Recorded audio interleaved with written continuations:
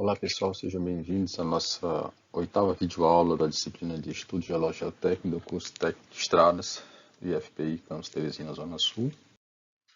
Nessa disciplina nós vamos tratar ainda do ensaio de SPT, de algumas etapas importantes, procedimentos importantes, aliás, que devem ser colocados, que é aferir o nível do lençol freático e identificar as amostras coletadas pelo amostrador padrão. Então, o que é que a gente espera, que vocês compreendam no final da aula, é saber observar quando ocorre o nível de lençol freático, o nível da água, e saber identificar e medir essa profundidade. Em seguida, saber como é que se procede na identificação das amostras que são coletadas por meio do amostrador padrão na etapa de cravação. Então, toda a discussão aqui ela é embasada, como nos outros videoaulas, na NBR 6484 de 2001, que trata do detalhamento da execução do método SPT, que vocês podem conseguir pelo site da MNT. Observação do lençol freático, o nível de água. Identificar no perfuração do SPT em que profundidade se encontra o nível de água. Então, primeiro, algumas orientações para o processo de escavação, perfuração, aliás. O nível da água ele é identificado por essa linhazinha pontilhada e por esse código NA, nos relatórios. Então, à medida que você faz a sondagem, você tem que ficar atento quando você identifica a umidade no solo, que vem justamente da ponteira do trado, certo? Ou seja o trado concha ou o trado helicoidal. Já é um sinal para você começar a verificar a presença de água. E uma vez identificada a presença de água, você vai interromper o ensaio e vai observar a elevação desse nível da água a cada 5 minutos durante 15 minutos. Para verificar se existe uma estabilidade no nível de água. Por isso que você faz a medição a cada 5 minutos da profundidade, usando um cordel que vai descer pelo furo e vai informar quando você encontra o nível da água. Esse cordel tem um pequeno apito na ponta, que na hora que você entra dentro da água, a água expulsa o ar do apito e o apito dá sinal de que você chegou no nível da água.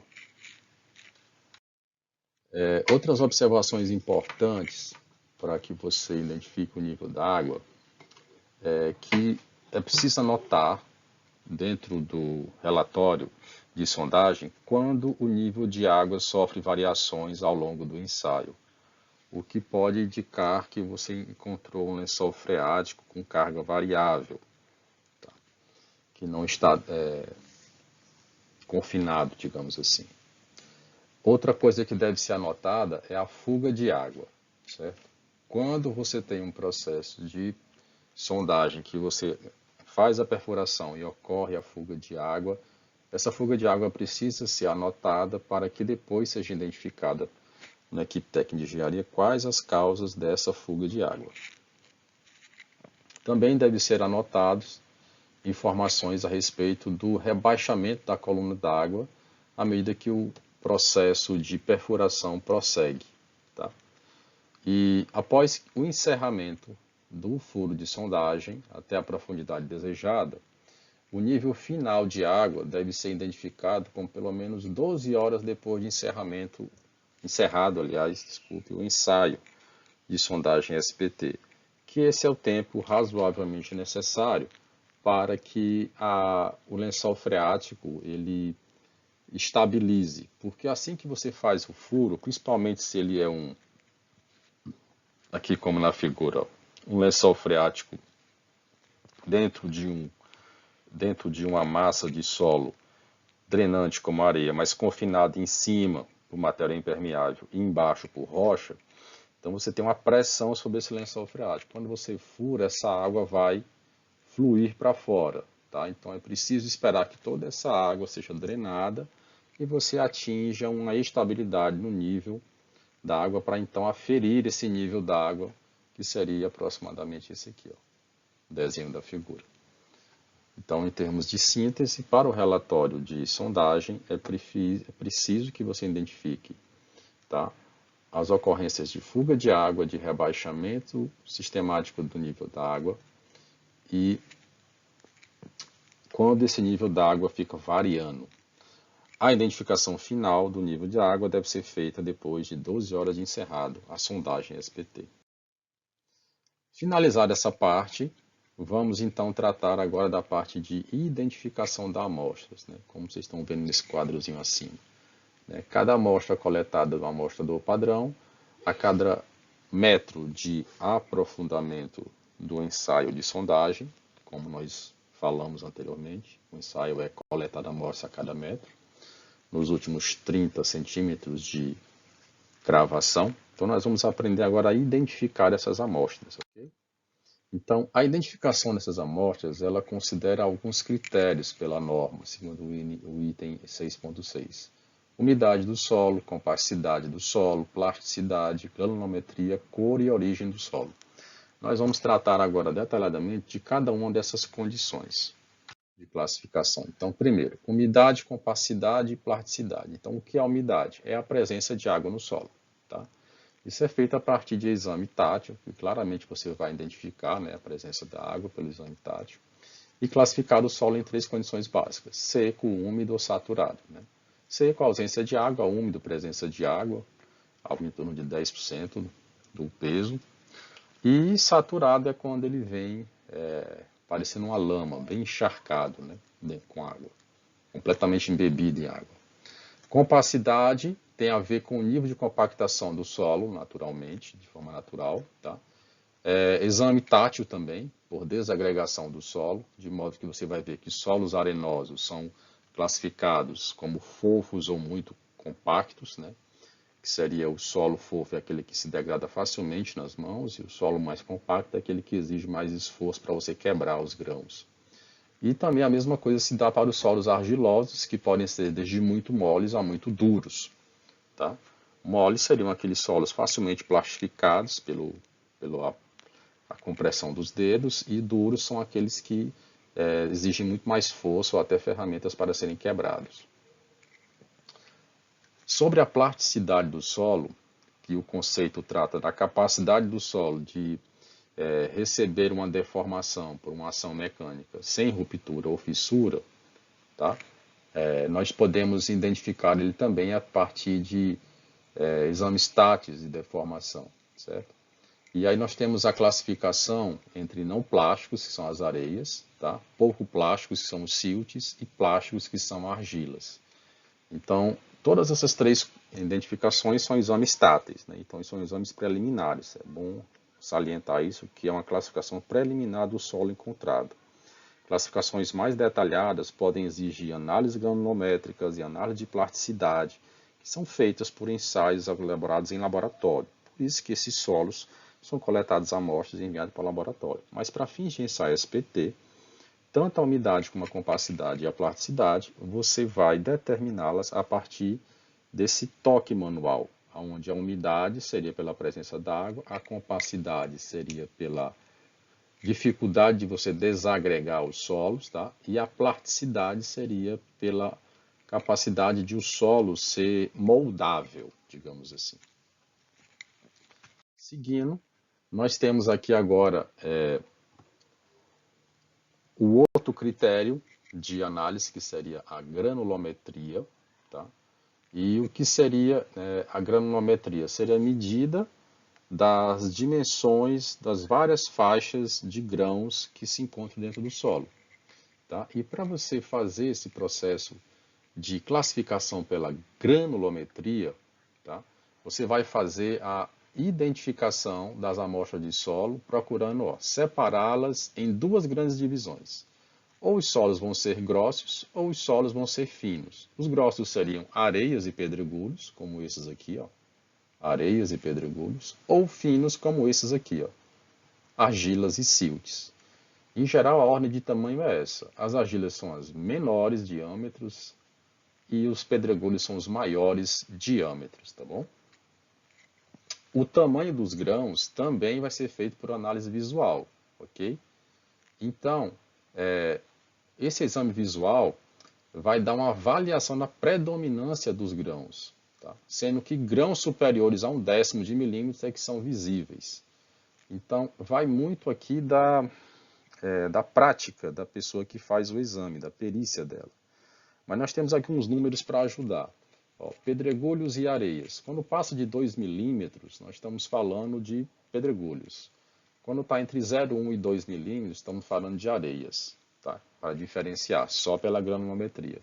E os tipos de areias podem ser as grossas, que vão de 1 a 2 milímetros, as médias em torno de 0,5 milímetro e as finas em torno de 0,2 milímetros. Então veja que isso aqui é difícil de ser percebido a olho nu e vai muito da prática do técnico que faz a sondagem, certo? Então, a primeira grande momento da granulometria é enquadrar entre solos grossos e finos, tá? Esse último solo pode ser encontrado, que é o solo de matéria orgânica, o solo humoso, o solo de humus, né? Ainda falando da granulometria, tá? Existem duas vertentes de classificação do grão. Você pode classificar pelo tamanho ou pela distribuição dos grãos. Então, você vai ter a classificação pelo tamanho do grão, várias técnicas de classificação. Aqui nós trouxemos três: a da USDA, a da STM e a da MIT. Tá? A USDA é o Departamento de Agricultura americano, a STM é a Sociedade de Testagem de Materiais americana e o MIT é uma universidade, um instituto de matemática, tá? De Massachusetts. Então a gente vai ver aqui, ó, que em termos de diâmetro, eles são muito parecidos as três classificações. A diferença básica que a gente encontra é que o método da USDA, ele classifica a areia em 4 grupos: grossa, média, fina e muito fina. O método da STM não faz essa classificação. E o método do MIT enquadra o que seria a areia fina do método USDA como sendo siltes, tá? Então, existe aqui só alguns questionamentos nessa classificação. Tá? O importante da classificação do solo é porque todo mundo vai seguir o mesmo critério para classificar o solo. Então, isso vai garantir que a classificação que eu fizer aqui vai ser entendida por um engenheiro de outro local ou até de outro país. Agora, outra forma de classificar também o solo da amostra que você coletou no amostrador padrão é pela uniformidade ou não da granulometria. Então, quando os grãos têm mais ou menos o mesmo diâmetro, nós chamamos de solo uniforme.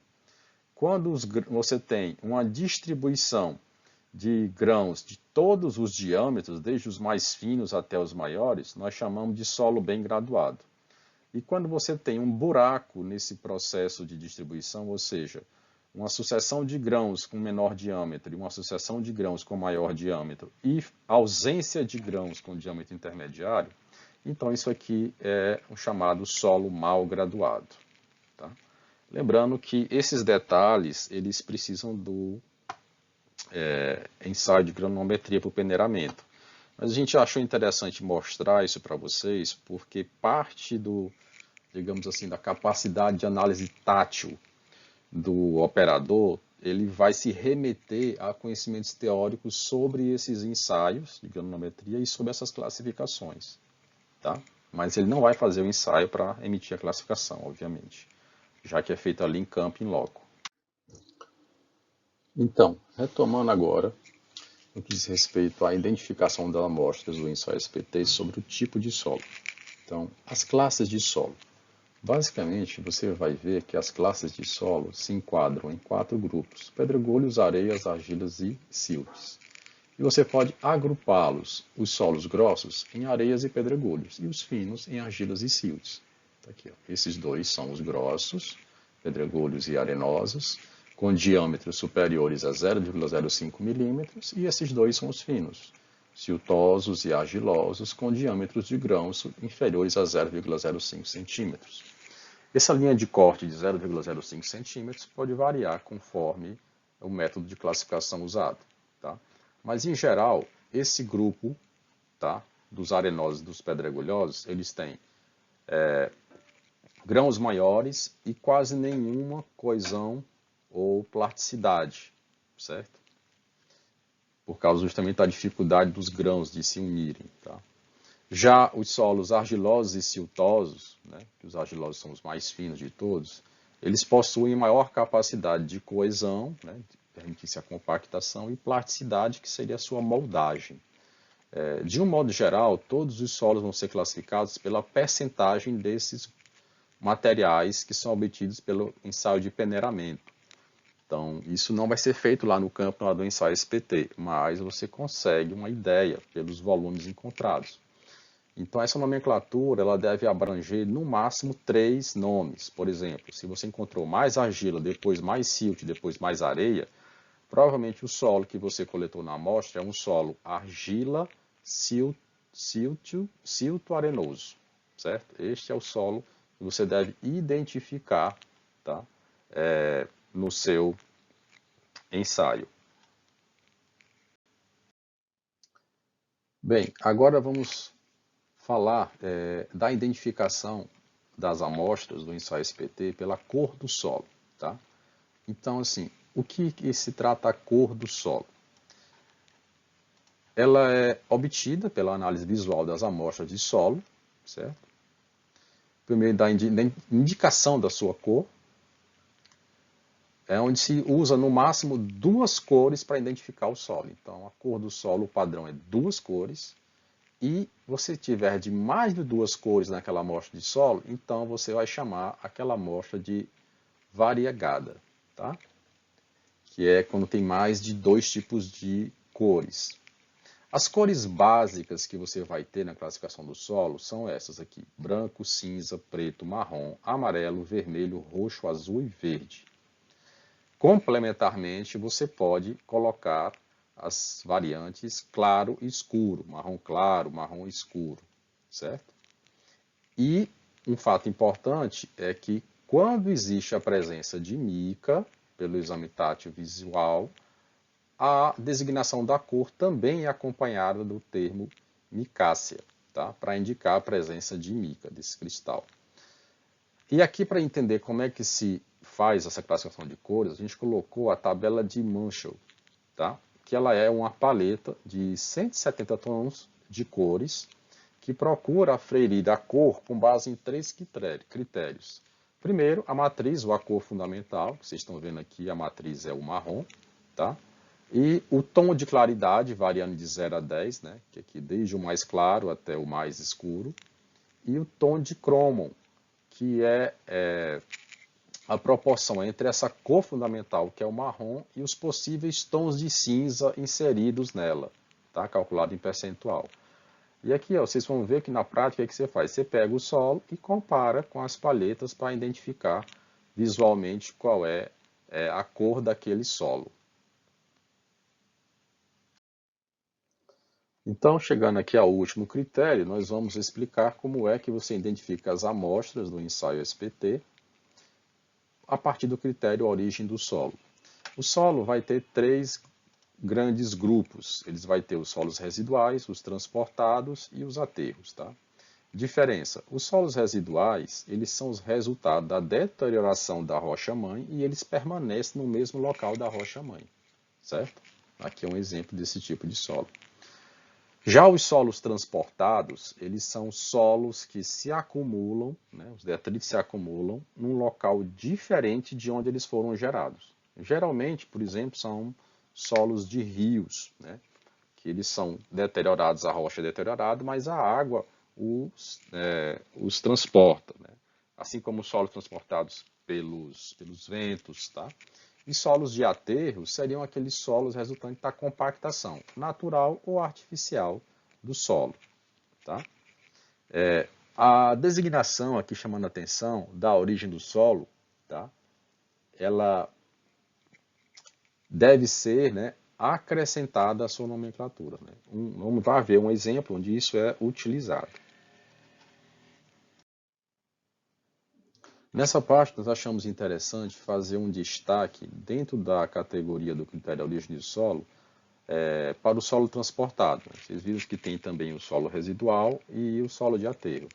Tá? Porque o solo transportado ele pode ter o seu transporte feito pelos ventos, então ele é um solo eólico, E ele pode ter o seu transporte feito pela água, que é os solos aluviais, e tem o seu transporte feito pela ação da gravidade, que é os solos coluvionares, tá? Então, basicamente, o que a gente queria era mostrar que o solo transportado ele ainda pode se subdividir em aluviais, que o transporte é feito pela água, coluvionários, que o transporte é feito pela gravidade, e eólicos, que o transporte é feito pelo vento. Transporte do resíduo. Lembrando que os solos transportados, aquele solo, aquela massa que se forma de material deteriorado, ele não se correlaciona com a rocha-mãe que está embaixo, né? A rocha-mãe dele é em outro local. Ele foi transportado para aquele lugar. Mas a maior parte dele não se correlaciona. Bem, ao final aqui nós apresentamos um exemplo de uso da classificação das amostras de solo do ensaio SPT e em seu respectivo ensaio SPT. Aqui é um relatório de ensaio SPT, que depois vai ser trabalhado com uma escala, mas aqui é medido o nível da água. Aqui são achuras que identificam as camadas de solo, e aqui a descrição de cada camada de solo. Tá? Aqui, cada linha horizontal dessa é 1 metro de avanço na perfuração, na sondagem SPT, e esse gráfico aqui, na linha horizontal, no eixo horizontal, o número de golpes. Então, você vai ver o número de golpes aqui crescendo rapidamente aqui nessas camadas e depois diminuindo, certo? Essa camada aqui, a gente trouxe aqui, ampliou ela, é uma camada que foi identificada como areia fina siltosa. Então, ela tem tanto areia como silt, tá? Então, aí vem daquela classificação que puxa para a granulometria, mas por inspeção visual, certo? Granulometria. Aí depois tem a compacidade, que foi dita como fofa, né, que é a capacidade do solo de ser comprimido, certo?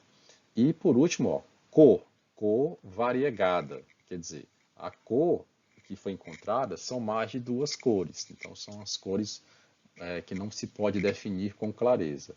Então todo o nosso objetivo dessa aula de hoje era chegar até aqui e mostrar para vocês que essa coluna de classificação aqui do ensaio, ela é feita lá no solo, considerando os critérios de granulometria, compacidade, cor, origem do solo, umidade, entre outros que a gente classificou. Para esse exemplo aqui, foram quadrados apenas 3. Tá?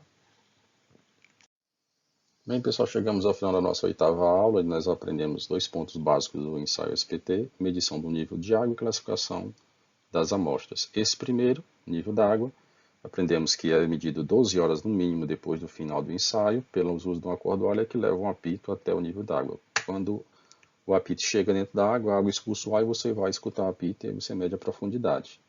Considerando também que é possível medir fugas de água e medir variações do nível d'água durante o processo de ensaio SPT. No caso das amostras, verificamos que as amostras de solo têm que ser classificadas por análise tátil-visual, expedita em solo, nos critérios de granulometria, origem do solo, compacidade, umidade e cor do solo. Obrigado pela atenção e sigamos para as videoaulas.